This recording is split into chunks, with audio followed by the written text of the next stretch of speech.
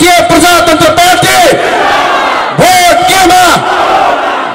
केमा तर चुनावमा पैसा पनि लिनु पैसा पनि खाइदिनु चुनावमा आउँछन् भोट पनि नहाल्नु अनि त्यो पागल हुन्छ सडकमा अनि उपचार गर्न पाटन अस्पतालमा हामी लिन्छौँ त्यसका लागि त्यो काम गर्दिनुस् एक फेरि जनताको सत्य एकपटक सबैले हातमा हात मिलाउँ हाम्रो अध्यक्षज्यू यही हुनुहुन्छ मलाई गौरव लाग्छ उहाँसँग हिँड्दाखेरि उहाँले भन्नुहुन्छ भ्रष्टाचार गरेर खानु आफ्नी आमाको रगत बराबर हो भन्नुहुन्छ भनेको होइन उहाँले गर्नुभएको छ त्यसका लागि म अनुरोध गर्न चाहन्छु तपाईको जंगलमा उम्रेका 10 वटा ठूला भीमकाय रुखहरू भन्दा एउटा सानो पत्ता तुलसीले बढी अक्सिजन दिएर तपाईको जीवन बचाउँदो रहेछ त्यही भएर हाम्रो धर्म परम्पराले घरको अगाडि तुलसीको पूजा गर्नु भन्यो यो भन्दा वैज्ञानिक संसारमा अरु के हुन सक्छ त्यही भएर हामी यो शिक्षा अब परिवर्तन गर्न सक्छौं गाईको गोबरले यदि घर लिप्यो भने अहिले के भन्छन् हैच्छा गाईको गोबरले पनि घर लिप्छ भन्छन् एकछिन त्यो गोबरलाई लगेर नासाको कुनै ल्याब टेस्टमा पठाउनुस् गाईको गोबरले घर लिप्यो भने घरमा भएका सारा कीटाणुहरू र भाइरसहरू मर्छन् घर शुद्ध हुन्छ त्यही भएर हाम्रो परम्पराले गाईको गोबरले घर लिप्नु पर्छ भनेर भन्यो गाईलाई बचाइराख्नु पर्छ भन्यो थाहा छ तपाईलाई अहिले पनि भर्खरको कसैको आमा भर्खरको बच्चा हुँदा हुँदै उसको मृत्यु भयो भने त्यो बच्चालाई हुर्काउनु पर्छ हामीले बच्चालाई हुर्काउनका लागि आमाको दूधको आवश्यकता हुन्छ आमाको दूध भन्दा प्रोटिन युक्त दूध दुनियामा सिर्फ एउटा वस्तुमा पाइन्छ त्यो हो गाईमा गाईको दूध आमाको दूध भन्दा पौष्टिक तत्व हुन्छ र हरेकको जीवन दान गर्छ भनेर हाम्रो परम्पराले के सिकायो संसारमा सबैको मासु खाऊ है बरु भेडाको खाऊ च्याङ्क्राको खाऊ तर गाईको दूध रोकियो भने तिमीहरूको जीवन रोकिन्छ गाईको गोबर रोकियो भने तिमीहरूलाई भाइरसले अट्याक गर्छ भनेर हामीलाई विज्ञानसँग जोडाएर पूर्वीय दर्शनले जोडायो यही बचाउनका लागि हामी राष्ट्रिय प्रजातन्त्र पार्टीमा लागेको र यो बचाउँछौँ भन्ने हाम्रो योजना छ अब तपाईले हामीलाई साथ दिने नदिने तपाईको हातमा छ राष्ट्रिय प्रजातन्त्र पार्टी तपाईको हातमा अब चुनावका लागि सिर्फ सत्ताका लागि आउँदैन यो देशको रूपान्तरण गर्नका लागि चुनावमा आउँछ यसमा तपाईले साथ दिनु होला भन्ने अनुरोध गर्न चाहन्छु यहाँको दुईटा तीनटा कुरा चाहिँ पुरै परिवर्तन गर्नुपर्छ हामी चेक गर्न आउँछौँ 2-3 महिना लगाएर शिक्षामा व्यापक सुधार गर्नुपर्छ सरकारी स्कुलका भाइहरू देखिएका छन् यिनको सुधार गर्न आवश्यक छ अर्को कुरा स्वास्थ्य सुधार्ने अर्को कुरा भनेको आफ्नो किसानको उत्पादन खरिद गर्ने र बिक्री गर्ने अधिकार पूर्णको पूर्ण त्यो खरिद र बिक्रीको पुरै जिम्मा तपाईको स्थानीय तहले लिने किसिमको हामी स्थानीय तह बनाउँछौँ भनेर कसम खाएका छौँ एमसीसी पास गर्नु हुँदैन यो राष्ट्रघाती छ यसलाई रोक्नका लागि पूर्वको शिवगञ्जबाट पनि तपाई उपस्थित बन्दिनुस् साथमा साथ मिलाउनुस् हातमा हात मिलाउनुस् सडक आन्दोलन गरौँ जसरी पनि रोक्नुपर्छ भनेर हामीले उद्घोष गरेका थियौं तर दुर्भाग्यवश हामी सदनमा भएनौं हामी संसदमा भएनौं जहाँ रोक्नुपर्ने ठाउँ थियो त्यो ठाउँमा हामी थिएनौं हामीले आवाज उठायौं हामीले आन्दोलन गर्यौं झण्डै 86 लाख भन्दा बढी हस्ताक्षर राष्ट्रिय मानवाधिकार आयोगबाट सभामुखलाई बुझायौं तर पनि त्यो रोकिएन जनताको अपमान भयो त्यही भएर हामीले अब उद्घोष गर्यौं यिनलाई हामीले सडकमा मात्र आन्दोलन गरेर हुँदैन यिनलाई सदनबाट पनि पछार्नुपर्छ भनेर हामी राष्ट्रिय प्रजातन्त्र पार्टीमा समाहित भएका छौं तपाईलाई अचम्म लाग्न सक्छ आज म 2-4 वटा कुरा भन्न आएको तपाईका कुरा सुन्न आएको यो मुलुक अहिले कस्तो अवस्थामा छ एकछिन विचार गर्नुस् टाढा जानु पर्दैन कहीं भारतका उदाहरण दिनु पर्दैन कहीं जापानका उदाहरण दिनु पर्दैन हाम्रो छिमेकी राष्ट्र भुटानको अगाडि त हाम्रो लाज मान्नु पर्यो शिर निहुरिने अवस्था आयो त्यो पनि भन्नु पर्दैन हामीले घर आफ्नो छोराछोरीको मुख हेर्ने छोराछोरीलाई सोध्ने बुढेसकाल लाग्यो भने बाबु तिमी मलाई पाल्छौ कि पाल्दैनौ भनेर सोध्ने छोराले के भन्छ हैन आमा म अस्ट्रेलिया जान्छु म अमेरिका जान्छु त्यतै बस्छु र बेला बेला तिमीलाई भाइबर र भिडियो कलमा कल गर्छु भनेर छोराले जवाफ दिन्छ छोरीलाई सोध्यो त्यही जवाफ छ यो अवस्था किन भयो र कसरी भयो हाम्रो जस्तो उर्वर भूमि विश्वको सबभन्दा सुन्दर भूमि खेतीयोग्य जमिन भएको देश अहिले पनि हिमाल पहाड तराईको देश विश्वका 3 वटा हावापानीहरू मिल्ने ठाउँ तराईको हावा हिमालको हावा पहाडको हावा मिलेको देश म हिमाली क्षेत्रमा बसोबास गर्छु म पश्चिम नेपालको दूरदराज जुम्लाको सिन्जाबाट म आफैलाई त्यहाँ जन्मेको मान्छे अहिले जुम्लामा चैत लाग्यो, भर्खर भर्खर हरियो पलाउने बेला भएको छ, तराईमा गहुँ काट्ने बेला भइसक्यो। यति राम्रो देश। अब तपाईँ साउन भदौतिर जानुभयो भने यहाँ हिउँदमा पाउने तरकारी त्यहाँ साउन भदौतिर पाउँछ। हिमालबाट तराई र पहाड हुँदै हरेक क्षेत्रफलको तलमाथि जाने हो भने 11 किलोमिटरदेखि 17 किलोमिटर मात्र तलमाथि गर्ने हो भने हावा पानी र हरेक कुरा फरक भएको देश। विश्वको स्वर्गको टुक्रा, विश्वको स्वर्गभूमि। आज देख्नु भएको छ नेपाल प्रहरीको एकछिन ड्रेस हेर्नुहोस् त, खुइलिएको ड्रेस लगाएका छन् बिचारा प्रहरीहरू। यिनका हाकिमहरूले त्यो ड्रेस किन्दाखेरि भ्रष्टाचार गरेर आज हालत यस्तो बिजुला। अवस्था के छ? यो अवस्थाको पछाडि दोषी को? दोषी तपाईँ हो, दोषी म हो। तपाईँले उम्किन पाउनुहुन्न यसबाट। एउटा अपराधिक चरित्र भएका, एउटा देशद्रोही चरित्र भएका, एउटा भ्रष्टाचार गर्ने, चुनावमा आएर पैसा खर्च गरेर एउटा व्यवसाय बनाउने मान्छेलाई तपाईँले चुनावमा भोट हालेर जिताइदिनुहुन्छ। भोट हालेर जिताइसकेपछि उ त नेता बन्यो। अब तपाईँ भन्नु होला, ए बाबा हामीले त चुनावमा भोट हालेको, कसरी यसले हाम्रो जीवनमा असर पार्छ भन्ने कुरा सोच्नु सक्छ। हेर्नुहोस् है, पहिलो कुरा तपाईँले चुनावमा जसलाई जितेर पठाउनुहुन्छ ऊ मान्छे जितेर जनप्रतिनिधि बन्छ। जनप्रतिनिधि बन्यो भने एउटा यो नगरपालिकामा आउने झन्डै 3 देखि 4 अरब रुपैयाँको मालिक अब तपाईँले भोट हालेको मान्छे बन्छ। त्यो पैसालाई कुन ठाउँ चलाउने, कहाँ चलाउने, कुन ठाउँ विकास गर्ने, स्कुल बनाउने कि नबनाउने, बाटो बनाउने कि नबनाउने, कर्मचारीहरूलाई तलब वृद्धि गर्ने कि नगर्ने, अनि आएर भ्रष्टाचारलाई नियन्त्रण गर्ने कि नगर्ने, तपाईलाई न्याय र कानुन दिने कि नदिने, निशुल्क स्वास्थ्य उपचार गर्ने कि नगर्ने, किसानलाई मल दिने कि नदिने, अनि किसानको उत्पादन बेच्ने कि नबेच्ने, अनि उद्योग कल कारखाना खोल्ने कि नखोल्ने भन्ने अधिकार सिर्फ एकजनालाई तपाईले दिनुहुन्छ, जनलाई चुनावबाट तपाईले जितेर पठाएको मान्छेसँग तपाईको भविष्य पुरै यकिन भन्छ नि हाम्रो के रे जीवन यमराजका हातमा हुन्छ भने जस्तै तपाईहरुको सिंगो पुरा भविष्य तपाईले जलाई चुनावमा जितेर हाल्नुभयो उसको हातमा हुन्छ। यदि त्यो मान्छे भगवान विष्णु भयो भने तपाई सबैको भलो हुन्छ, यदि त्यो यमराज भयो भने तपाईको काल बन्छ। आज त्यही भइरहेको छ। यो कुरालाई के भन्नु, म तपाईलाई अनुरोध गर्न चाहन्छु, आग्रह गर्न चाहन्छु, कुनै लहटमा तपाई चुनावमा भोट हाल्ने होइन। राष्ट्रिय प्रजातन्त्र पार्टी अहिले हामी सुशासनको काम गरिरहेका छौँ। म आफैलाई गौरव गर्न चाहन्छु। बडा गौरव लाग्छ जब म राजेन्द्र लिङ्गदेलज्यूसँग मेरो अध्यक्षज्यूसँग छाती तन्काएर हिँड्छु, किनकि 1 रुपैयाँ भ्रष्टाचार नखाएको एउटा सदाचारीसँग हिँडेको छु। म आफै गौरवले मेरो छाती फुल्छ अनि म हिँड्न सक्छु। हामीले यस्तो नेतृत्व पाएका छौँ। अहिलेको हाम्रो लडाईँ पार्टी बीचको लडाईँ होइन। तपाईँ सबै पार्टी कार्यकर्ता दाजुभाइ दिदीबहिनीलाई मेरो अनुरोध छ, अहिलेको हाम्रो लडाईँ कुनै दलसँग होइन। अहिलेको हाम्रो लडाईँ न त काङ्ग्रेससँग पनि होइन, एमालेसँग पनि होइन, माओवादीसँग पनि होइन, खाओवादीसँग पनि होइन। हाम्रो लडाईँ भ्रष्टाचारका विरुद्धमा हो। हाम्रो लडाईँ सुशासन युक्त नेपालका लागि लडाईँ हो। त्यो यदि भ्रष्टाचार हाम्रो पार्टीभित्रको मान्छेले गर्छ भने पनि त्यसलाई हदैसम्म कारबाही गर्ने म प्रतिबद्धता यहाँ तपाईलाई व्यक्त गर्न चाहन्छु। हामीले सुशासनको लडाईँ, व्यथितिको लडाईँ पटक पटक हामीले आज अहिले भर्खरै पार्टी प्रवेश गर्नुभयो, तपाईलाई धेरै धेरै बधाई शुभकामना छ। तपाई पार्टी प्रवेश गरिरहँदाखेरि तपाईको मनमा एउटा कुरा लाग्यो होला, ओहो पार्टी प्रवेश गरे कांग्रेस एमाले जस्तै हुने हुन् कि क्या हो। बरु हामी कांग्रेस एमाले र माओवादी जस्तो खाओवादी यदि बन्नु छ भने यो हाम्रो राजनीतिक जीवनबाट मेरो व्यक्तिगत कुरा गर्ने, म सन्यास लिएर घरमा बस्छु। भर्खर 30 वर्षको भएँ, अहिले पनि पल्सर बाइकमा घुटुङटुङ गरेर मेरा साथीहरू हिँडेकै छन्।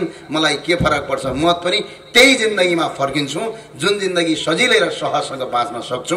हजारौं नेपालीका छोराछोरीहरू बाँचेका छन् त म बाँच्न के गाह्रो छ। त्यसका लागि कुनै पनि नैतिकता कम नहुने गरी, भ्रष्टाचार नहुने गरी एउटा सुशासन युक्त नेपाल बनाऊ। त्यो नेपाल एक्लै म ज्ञानेन्द्र शाही, एक्लै हाम्रा पार्टी अध्यक्ष राजेन्द्र लिङ्गदेलज्यूले बनाउन सक्नुहुन्न। हामीले गभान्नुहुन्न। तपाईको साथ चाहिन्छ, तपाईको हात चाहिन्छ। तपाईले सही कुरालाई सही हो भनेर हामीलाई समर्थन गर्नुपर्छ, यदि गलत कुरा हो भने हाम्रो विरोध गर्नुपर्छ।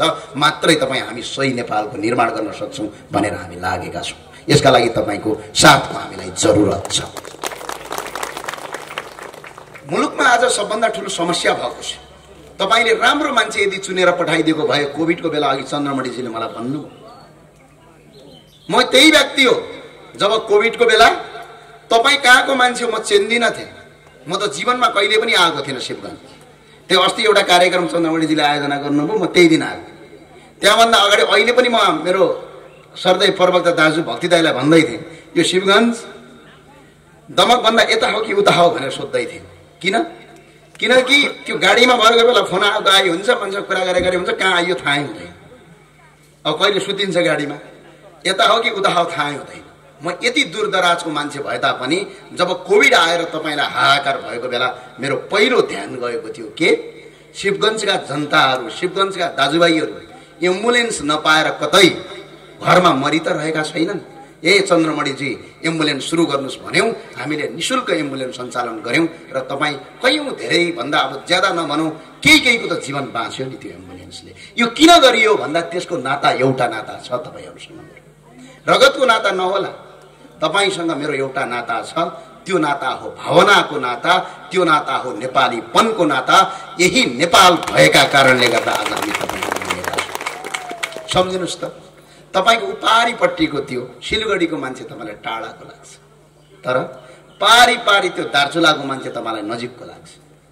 एकजना मान्छे दार्चुलाको मान्छे विदेशमा गएर अल्पत्र पर्यो, यहीँ झापाको मान्छे विदेशमा अल्पत्र पर्यो, पारिपट्टि सिलगढीको मान्छे अल्पत्र पर्यो भने झापाको शिवगञ्जको मान्छेले पहिला यो नेपाली हो, यो दार्चुलाको मान्छेको उद्धार गर्छौँ र यसको सहयोग गर्छौँ भन्छ, तर आफ्नै छिमेक पारिपट्टि सिलगढीको मान्छेलाई गर्दैन। यो नेपाल भन्ने देश सिर्फ भूगोल होइन, यो भावना हो। यो भावना बनाउने व्यक्ति एक मात्र हुन्, तिनी बडा महाराज धिराज पृथ्वीनारायण शाह। त्यही भएर हामीले सम्मान गर्छौँ। हाम्रो घर बनाइदिनु भयो, बडा महाराज धिराजले हाम्रो घर बनाइदिनु भयो। आज हामी दुखी छौँ।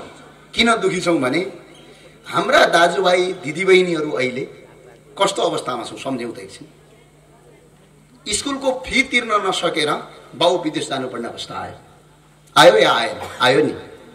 अस्पतालको बिल तिर्न नसकेर यहीँबाट कति धेरैले मलाई फोन गर्छन्। कति धेरै मान्छेहरू आज अस्पतालमा बन्धक भएका छन् अनि अस्पतालको माफिया गर्नेहरू खुलम खुला साँडेको जस्तो पौडेजोरी खेलेर तहस महस गरिरहेका छन्। जुन मान्छे जेलमा गएर चक्के पिस्नु पर्ने त्यो मान्छे समाजमा फुल र मालाले खादा ओढेर बसिरहेको छ। यो समाज अहिले बिल्कुलै कुरीतिको समाज बनेको छ। अब यो समाजलाई रूपान्तरण हामीले गर्नुपर्छ भन्ने मलाई लाग्छ। तर रूपान्तरण गर्नका लागि फेसबुकमा स्ट्याटस लेखेर त रूपान्तरण हुँदैन, टेलिभिजनमा मैले विभिन्न भाषण छाडेर त हुँदैन, अनि आएर कहिलेकाहीँ पत्र पत्रिकामा लेख लेखेर त यो कुरा हुँदैन। अब यो कुरा परिवर्तन गर्नका लागि के गर्नु पर्यो भनेपछि यो देशको नीति नियम र कानुन बनाउने तह कुन हो भन्दाखेरि नीति नियम र कानुन र तह बनाउने काम सिर्फ नेपालको राजनीतिकले गर्न सक्छ। त्यही भएर राजनीतिभित्र छिरौँ, आलोचना होला, के फरक पर्छ? विरोध गर्ला, गर्न देऊ। संसारमा जहिले पनि यदि कुनै पनि मान्छेको कसैले यदि विरोध गरेन भने त्यो मान्छे कहिले पनि सफल हुँदैन। तर आफैलाई हेर्नुपर्छ तपाईले, म गलत छ कि छैन। बिहान उठ्ने बित्तिकै ऐनाको अगाडि उभिने, आफ्नो अनुहार त्यो ऐना अगाडि हेर्ने, अगाडि टलक्क हेर्ने, त्यो अनुहारमा आँखामा आँखा जुदाएर हेर्ने, कहीँ कतै मैले गलत गरेँ कि भनेर सोच्ने। यदि त्यो आँखामा आँखा जुदाउन सक्नुभयो, मैले गलत गरेको छैन भनेर आफ्नो मनले ठान्नुभयो भने तपाईँले जे काम गर्दै हुनुहुन्छ त्यो काम गर्नुपर्छ। र मैले पनि त्यही काम गरेँ। आजसम्म मैले गलत गरेको छैन, राजनीति गरेँ, जे गरेँ मैले ठिक गरेँ भन्ने मलाई लाग्छ। अब यो मुलुकलाई हाम्रो लडाइँ तपाईँ हामीले सोचे जस्तो आज देश छैन, साँच्चै छैन भने यो देशलाई परिवर्तन गर्न के गर्नुपर्छ भने ठुलो काम केही गर्नु पर्दैन। जुन मान्छे अघि मैले भने नि तपाईँले, यहाँको मेयर, यहाँको जनप्रतिनिधि, जस्तै हाम्रो जीवन पुरै कालका राजा यमराजको हातमा हुन्छ भने जस्तै हाम्रो सिङ्गो भविष्य हामीले चुनेका जनप्रतिनिधिको हातमा हुन्छ। एक पटक तपाईँ सही मान्छेलाई, राम्रो मान्छेलाई, यो भ्रष्टाचार नगर्ने मान्छेलाई चुनेर पठाउनुहोस्, भोट हाल्नुहोस्। तपाईको भोट नबेच्नुहोस्। त्यो भोट यदि तपाईँले बेच्नु भएन भने तपाईँको विकास हुन्छ, तपाईँको समस्याको समाधान हुन्छ। कोभिड आएको बेला जनप्रतिनिधिज्यू एम्बुलेन्स चाहियो, सामाजिक अभियन्ताज्यू भन्नु पर्दैन। यहीँको स्रोत र साधनबाट तपाईँको एम्बुलेन्स खरिद गर्न सकिन्छ। यहीँकै तपाईँको स्रोत र साधनबाट अस्पताल बनाउन सकिन्छ, यहीँकै स्रोत र साधनबाट रोजगारी सिर्जना गर्न सकिन्छ, खेतमा मल पुर्याउन सकिन्छ, बालीमा पानी लगाउन सकिन्छ, उत्पादन गरेको वस्तु यहीँ बिक्री गर्न सकिन्छ। तपाईँ कसैलाई यही अन्याय अत्याचार भयो भने सुशासन युक्त नेपाल बनाउन सकिन्छ। सिर्फ यो नेपालमा केही हुँदैन भन्ने होइन, यो देउताको भूमि हो, यहाँ हरेक चिज हुन्छ र केही नयाँ सुरुवातको लक्षण सुरु भएको छ। यो सुरुवातको लक्षणमा तपाईँ सबैलाई मेरो अनुरोध छ, हातमा हात जोडिदिनुहोस्, काँधमा काँध जोडिदिनुहोस्। यदि अहिले हामीले सत्यको बाटोमा हिँडेको छौँ भने त्यो सत्यको बाटोमा तपाईँ लामबद्ध भएर हिँडिदिनुहोस्। अपराधीहरूलाई त हामीले आँखा चम्काए पनि तर्सिन्छन्, तपाईँको भोटबाट त 3 गुणा टाढा भाग्छन्। यसका लागि तपाईँ सबै तयार हुन मलाई हार्दिक अपिल पनि गर्न चाहन्छु। हामीले धेरै काम गर्नु छैन, हामीले जम्मा 3टा काम गर्नु छ। एउटा काम हरेक नेपालीलाई शिक्षाको पहुँच पुर्याउनु छ। पहिलो कुरा अहिलेको शिक्षा पद्धति नै परिवर्तन गर्नु छ। यदि कसैले यही शिक्षा पद्धति धेरै पढेर विद्वान हुन्छु भनेर यदि कसैले ठान्छ भने त्यो पटमूर्ख बाहेक अरू कोही पनि होइन। शिक्षा पद्धतिले यो देश होइन, सिङ्गो कुनै पनि दुनियाँको कुनै पनि गाउँ, कुनै पनि सहर, कुनै पनि बस्ती अहिलेको शिक्षा नीति अनुसार पढेर यदि विकास गर्छु भनेर सोच्यो भने त्यो बेकुफ नै हो। यो शिक्षाले सिर्फका सिर्फ मान्छेलाई बेकुफ बनाउनु सिवाय अर्को बनाएको छैन। यो शिक्षाको इतिहास खोज्दै यदि तपाईँले जाने हो भने अङ्ग्रेजले भारतमा कब्जा गर्नका लागि र त्यहाँका जनतालाई दास बनाउनका लागि जुन शिक्षा पद्धति अपनाए त्यही शिक्षा पद्धति आज हामी पढिरहेका छौँ। यदि राष्ट्रिय प्रजातन्त्र पार्टीलाई जिताएर तपाईँले 2/3 पुर्याउनु भयो भने मेरो पहिलो उद्देश्य हुनेछ यो देशको शिक्षा पद्धतिमा आमूल रूपान्तरण र परिवर्तन गरेर वैज्ञानिक शिक्षा लागू गर्न सक्ने गर्छ। हामीसँग जम्मा 2टा शिक्षा पद्धति छन् विश्वमा। एउटा वैज्ञानिक शिक्षा पद्धति हुन्छ, एउटा आध्यात्मिक शिक्षा पद्धति हुन्छ। आध्यात्मिकको हामी खानी हो, योग शिक्षा र पूर्वीय दर्शनमा रमाएका मान्छे हौँ हामी। तपाईँको घरको अगाडि तुलसीको बोट रोप्नुहुन्छ, तपाईँ सम्झिनुहोस्। पहिला भन्थे माओवादीले तुलसीका बोट लात्तीले हान भन्थे, तर आज विज्ञानले प्रमाणित गरिदियो तपाईँको जङ्गलमा उम्रेका 10वटा ठुला भीमकाय रुखहरूभन्दा एउटा सानो पत्ता तुलसीले बढी अक्सिजन दिएर तपाईँको जीवन बचाउँदो रहेछ। त्यही भएर हाम्रो धर्म परम्पराले घरको अगाडि तुलसीको पूजा गर्नु भन्यो। योभन्दा वैज्ञानिक संसारमा अरू के हुन सक्छ? त्यही भएर हामी यो शिक्षा अब परिवर्तन गर्न सक्छौँ। पिपलको रुखमा पानी हालेर पूजा गर भन्छ। पिपलको रुखले दिने अक्सिजन जङ्गलका 100वटा रुखले पनि दिँदैनन्। यो धर्मले सिकायो पिपलको रुखलाई बचाऊ, त्यसलाई नकाट, यदि काट्यौ भने तिम्रो सास फेर्ने नसाको गली पनि फुट्छ भनेर भन्यो भने योभन्दा ठुलो विज्ञान, योभन्दा ठुलो चमत्कारी संसारमा कहाँ हुन सक्छ?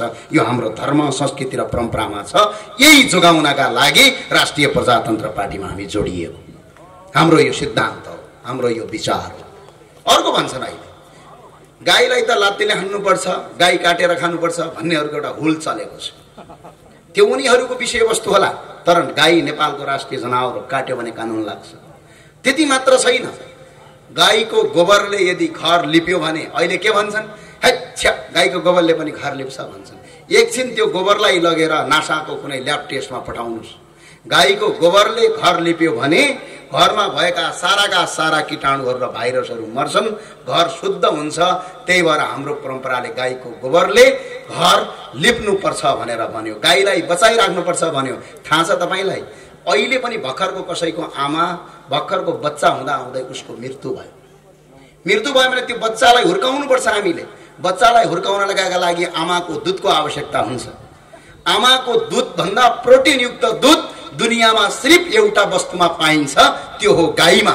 गाईको दुध आमाको दुधभन्दा पौष्टिक तत्त्व हुन्छ र हरेकको जीवन दान गर्छ भनेर हाम्रो परम्पराले के सिकायो? संसारमा सबैको मासु खाऊ है, बरु भेडाको खाऊ, च्याङ्क्राको खाऊ, तर गाईको दुध रोकियो भने तिमीहरूको जीवन रोकिन्छ, गाईको गोबर रोकियो भने तिमीहरूलाई भाइरसले अट्याक गर्छ भनेर हामीलाई विज्ञानसँग जोडाएर पूर्वीय दर्शनले जोडायो। यही बचाउनका लागि हामी राष्ट्रिय प्रजातन्त्र पार्टीमा लागेको र यो बचाउँछौँ भन्ने हाम्रो योजना छ।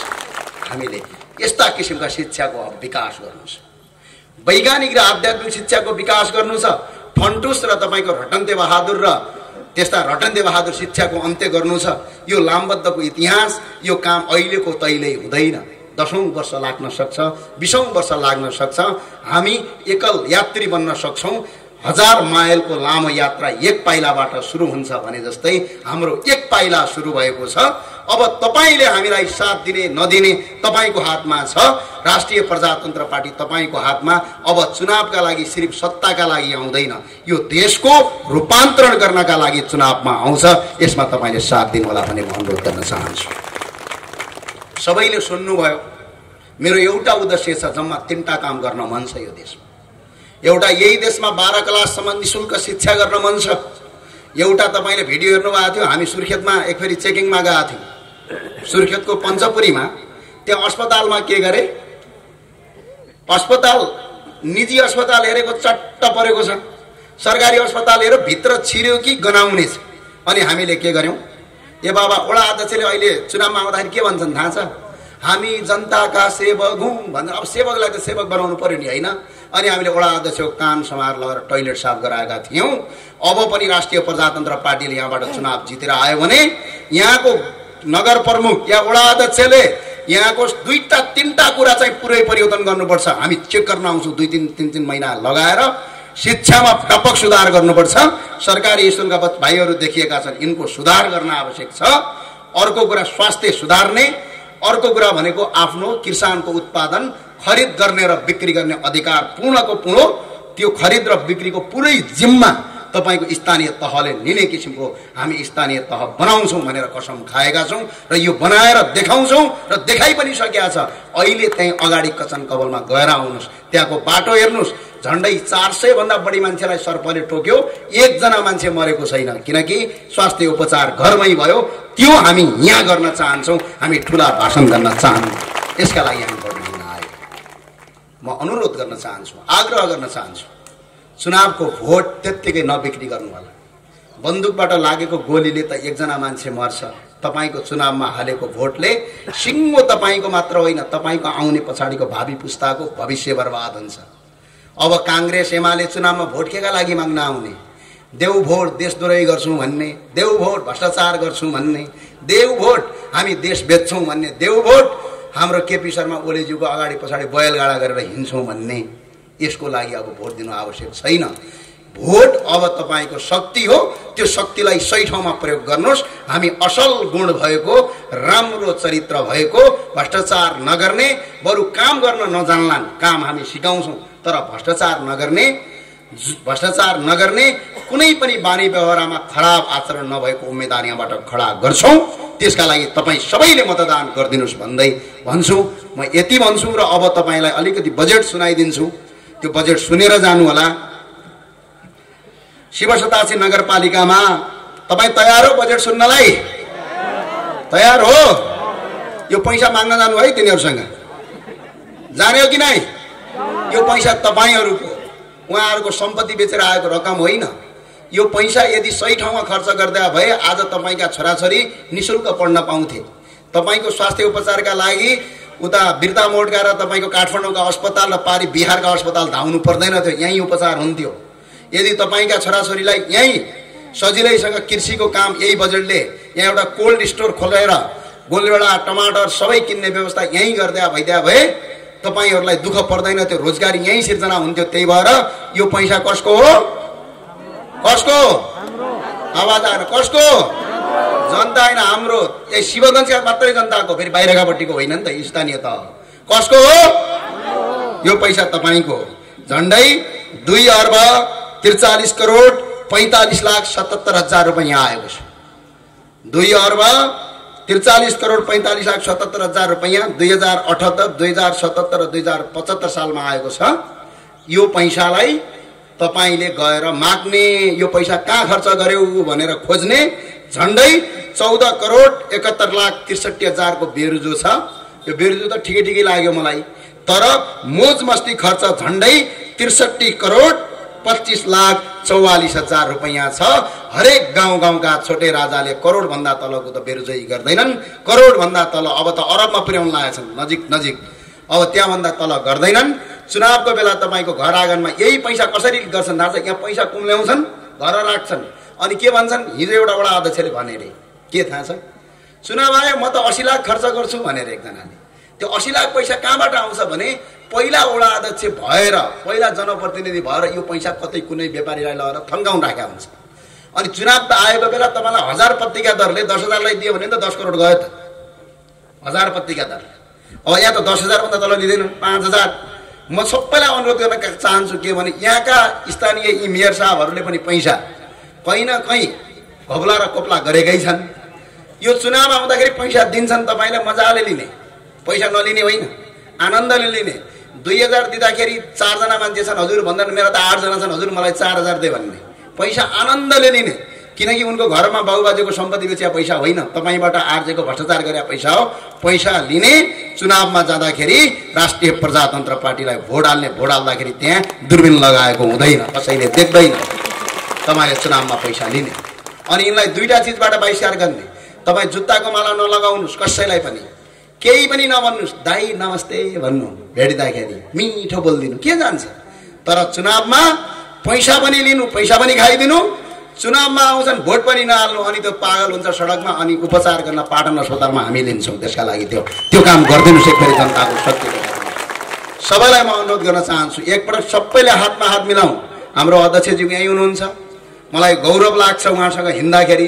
उहाँले भन्नुहुन्छ भ्रष्टाचार गरेर खानु आफ्नी आमाको रगत बराबर हो भन्नुहुन्छ, भनेको होइन, उहाँले गर्नुभएको छ। त्यसका लागि म अनुरोध गर्न चाहन्छु।